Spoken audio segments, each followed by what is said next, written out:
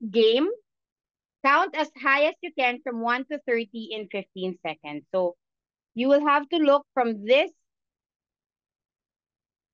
board. Okay, tatanggalin ko muna ha. You will have to look from this board. No need for a paper na pala. You will have to look on this board and hahanapin nyo as much as you can, 1 to 30, and you only have 15 seconds to do so. Okay? So are we ready? Thumbs up. We're good? Timer starts now.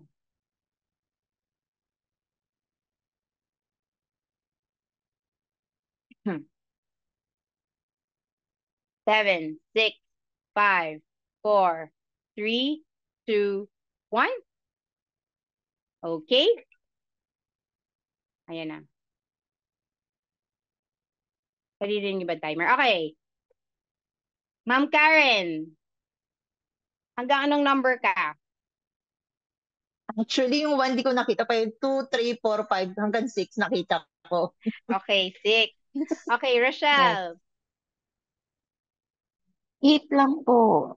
8. Okay, Nicole. 5 lang, ma'am. 5. Geraldine. Same, ma'am, 5. 5. Cazel. Nakamute kay ma'am. Nakita ko ng 29. Tsaka 24. Wow. Ay, hindi, pero yung pagkasunod-sunod, nag-start ka ba sa 1? Doon ako like, So, it has to be as high as you can. So, obviously, you have to start from 1, chronologically pa 30. Okay? So, ilan lang ang nakita mong numbers sa pagkasunod-sunod? 1, 2. 1, 2. Okay. Sir Bernie, ilan? 5 lang, ma'am. Ano? 5 lang po, ma'am, ang nakita ko. 5. Hanggang 5. Okay. Sir Raymond. Ma'am, same lang po, hanggang 5 lang din. Hanggang 5. Okay. So why do you think, but Sir Raymond, hindi na kita papakawalan. Bakit ka nahirapan? Bakit ka nahirapan magbilang ng dire-diretso at tuloy-tuloy? Kasi ma'am, nakarumble siya, kaya medyo hinahanap ko pa yung saan yung kasunod niya. Okay. So nakarumble. Ano pa? Ano pa yung physical na itsura ng mga numbers natin? Naka-rotate, mga ganyan, ma'am. Okay. Naka-rotate siya, hindi siya naka-align, kaya medyo nakakalito rin pag iisa-isahin mo. Okay. Na isa-sort mo siya ng isa-isa. Tsaka yung time din kasi ang bilis eh. Okay. Sige, sisi natin sa time. Sige. Okay. Sige. Noted, sir. Okay, the numbers are all jumbled. They're not, the direction of the numbers are all different. Diba? Ano pa, Ma'am Rochelle, what else is, looking at the board as you see it now, ano pa yung kakaiba bukod sa jumbled numbers, directions of the numbers? Some are really small, some are really big. So those bigger number tend to overemphasize my vision. And then the font also is different from the others. Yeah. Yes, okay. So this is a board where there is no standard look, right? So there are, tama si Ma'am Rochelle, some of the numbers are small, some are big, and you also have special figures or special characters, if you notice, diba? So nakadagdag din siya sa panggulo, no? And when we try to sort, sometimes in our own personal lives, and we are sometimes guilty of this, we also are, meron akong narinig kahapon natatakot magtapon. I'm not sure if it's Geraldine or someone else, na parang baka kailanganin, baka importante, baka hanapin, and so you don't throw things away. Or baka magamit ko pa in the future. Baka pumayat pa ako, kaya hindi ako magtatapon ng size 4 na clothes. Hello, size 10 na ako ngayon, pero size 4 na clothes, hindi mo pa nile-let go. Yung baka magkabalikan kami ng ex ko, ito ulit yung isusuot ko kasi favorite niya tong t-shirt. Mga ganong levels. Ang tawag po dyan is dysposophobia. Okay, dysposophobia. Dyspo is disposing, phobia is fear, right? So the fear of throwing things away is dysposophobia. Okay, can everyone say that? Dysposophobia. Dysposophobia. Dysposophobia. Yeah. So 3 syllables. 4. Dysposophobia. 5 pala. Okay. So this is the fear of throwing things away. News media have reported several cases of people dying under avalanches of clutter in their own homes. So there are a lot of people, actually, ang common term sa kanila ay also hoarders, no? So meron takot sila magtapon, meron naman yung opposite naman din na nag-hoard sila. Mga things na hindi kailangan, iniipon lang nila ng iniipon. So ang dami-daming kalat, no? Ang dami-daming bagay na hindi naman kailangan pero nandoon. So this is dysposophobia. Did you know, I'm not sure if you guys have, I'm sure you guys have Instagram, but there is this one account that I follow in Japan. I'm not sure if you've seen it. In Japan, merong mga tao, kasi in Japan, mahal magtapon ng basura. Okay, there's a fee. But at the same time, they're very strict in monitoring your garbage. Dapat may tamang allocation.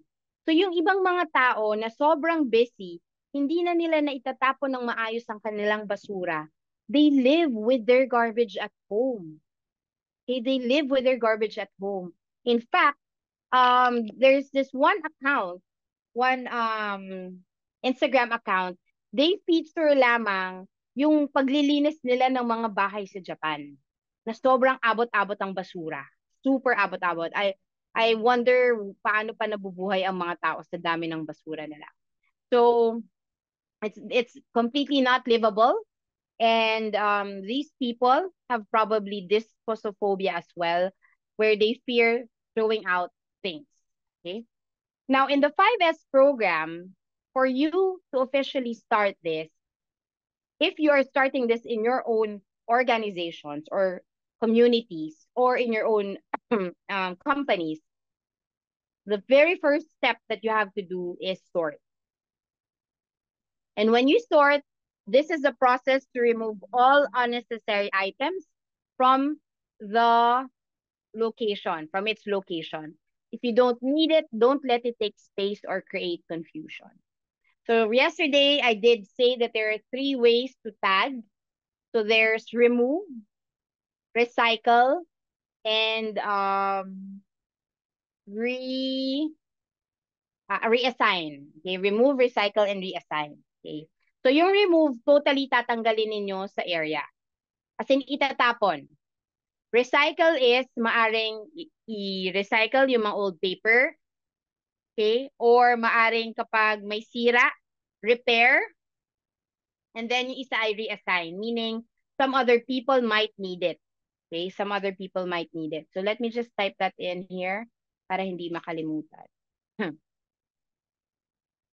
So there's remove, recycle, repair, and reassign. Okay, so 4 na R. Remove, recycle, repair, reassign. So series of steps, red tagging is a series of steps which keep only what is needed, the amount that is needed, and when it is needed. So ulitin ko, red tagging only allows you to keep what is needed, the amount needed, and when it is needed. So for example, Sir Raymond.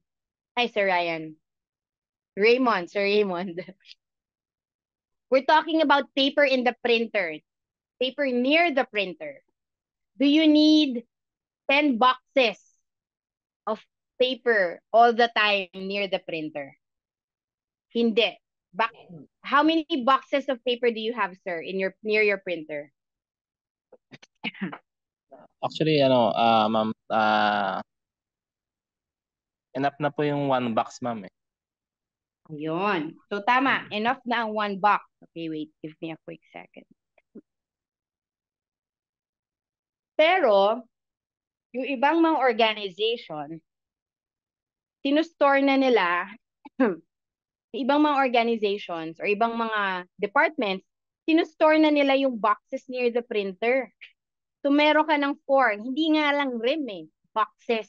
So meron ka ng 4 or minsan 6 yung mga boxes of paper, malapit na siya sa printer, which you don't really need right away. So kung titingnan ninyo, yung kalat, yung position ng mga papel near the printer can be an obstruction rather than something that you will make use of. Okay? So maaring pwede rin yan na kapag nasira yung printer, may kailangan kang kumpunuhin or i-fix sa gilid ng printer but you have the boxes of paper there, that becomes an obstruction. So red tagging allows us to only keep what is needed. So kung natatansya nyo na ang kailangan lang talaga ay 1 box for the whole month, then you only keep 1 box. The rest you put in storage. Okay? So ulitin ko, when you red tag, it's remove, recycle, repair, reassign. You have the option to literally use a red tag.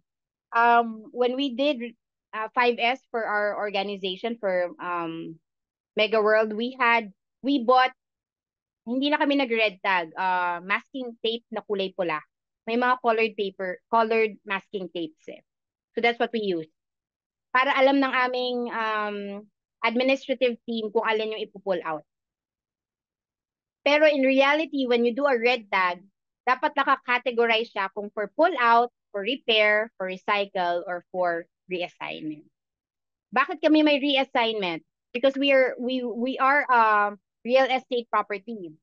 So meron kaming mga gamit sa mga showroom. Di ba may mga ganyan din kayo? What do you call this? Eton. Yung mga gamit sa showroom, yung mga sofa, yung mga things na nakatambak lang. So either itatapon yan or ibebenta para makinabangan pa. So you have to tag that as if it's for remove, recycle, repair, or reassign. Ang question ko para sa inyo, lahat ba ng red tag ay kailangan tanggalin?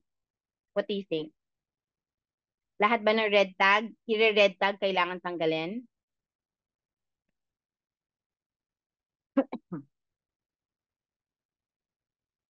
Want to try? Lahat ba ng naka-red tag tatanggalin? Let's try. Ma'am Geraldine. Ano sa tingin mo? Sorry, ma'am. Lahat ba ng naka-red tag tatanggalin? Itatapon? No, ma'am. Mhm. As you mentioned kanina, meron pong 3 category for red tag. So, meron pwedeng i-recycle or i-repair, then pwedeng reassign. Mhm. Actually, thank you. That's what I was double checking with you guys. Thinking about it now, you can do codes. R1, remove or dispose. R2, recycle. R3, repair. R4, reassign. Kasi magtitipid ka rin eh. Ayaw mo, hindi ka na kailangan mag-print pa ng something like here on my screen. Itong red tag na to, this is high level 5S system, no? Pero I'm sure may levels of pagtitipid din naman pagdating sa paglo-launch ng 5S sa inyong organization. So you can do 4 R's. R1, remove, meaning dispose talaga. R2, recycle, meaning if you have lots of paper, pang recycling siya. R3, repair, kung kailangang i-repair yung swivel chair, yung metal cabinet, R3 yon. Reassign is R4. For example, couch or table na extra. You can reassign it elsewhere. Okay, so that's how you can do your red tag system. Any questions for me? All good? Okay, so here are some of the sorting steps that we have for you guys. But again, sorting can be, it doesn't have to be like this. What I'm showing you is what we would normally do in an organization if we launch it. Pero sa mga sarili-sarili ninyong bahay, kung may kanya-kanya kayong ways ng pag-sort, then that's perfectly fine. No? I will respect how you would want to sort your things. As long as you sort. Okay, the first step in a more clean and clutter-free life is to sort. Okay, so how do we sort? Number 1, in the organization, you launch the red tagging program. Okay? Pangalawa, you identify the red flag targets. Ibig sabihin, kunwari si Ma'am Kazel, sa kanya yung corner niya maraming kalat. Yung likod niya na maraming tambak ng basura. So identify, hindi naman basura, maraming tambak ng gamit. So identify na itong area na to ay for red tagging. Pero saan mo ilalagay sa inyong work area? Saan ka maglalagay muna ng areas where you can relocate these items? Kailangan po pag nag-red tag, pag nag-sort kayo, di ba may box ka na rin ng diretso kung sa basura ba siya, sa recycle ba siya, sa donation box ba siya, ganon. So kailangan ma-identify nyo rin po yan sa inyong organization. Next, set a red tag criteria. Katulad ni kunwari ni Ma'am Rochelle, what is identified as patapon na? What is identified na pang-recycle? What is identified na dapat itago pa ulit? So kunwari si Ma'am Rochelle, may mga paperwork siya, marami. Ano doon yung dapat itatabi? Alin yung dapat itatapon na? So you have to identify that as well. So kunwari si Ma'am Kazel, as I mentioned, what is defined as for repair? Yung swivel chair na isa lang ang sirang gulong, or itapon na pag sirang-sira na, or for repair pa ba siya? Okay? So the red tag criteria is up to the organization kung paano nyo siya ilo-launch or paano yung criteria nyo for throwing things or for reassigning things. Kayo naman in your personal lives, ano ba ang patapon sa inyo? Year 1990, year 2018 and older? Ano pa bang patapon sa inyo? Yung letters ng crush nyo nung high school or letters ng crush nyo nung college? Diba? Yun yung mga criteria na minsan pinag-iisipan nyo rin hanggang saan nyo itatapon or ipapa-stay. Next is attach the tags. In this case, just use a masking tape as I mentioned. But in your personal lives, you don't need to tag it. No, literally, you don't need to tag it. You just sort through it and throw it. Ganun lang po siya. And then in the organization, if you're doing red tag in your own teams, evaluate the red tag items. Yun na nga, kung pang remove, recycle, repair, or reassign. And finally, document the results. In your own organizations, dapat po naka-audit. Sir Bernie, Sir Raymond, lalo na po kayo nasa mga warehouse ang inyong minamanage. Kung may itatapon po kayo, kung may ipapa-repair, kung may ipapa-recycle, lahat ito gamit ng opisina or gamit ng organization. So dapat nakadokumento kung ano yung kung saan napupunta ang mga bagay-bagay. Kasi ma-audit din po kayo or baka hanapin po sa inyo yan ng procurement.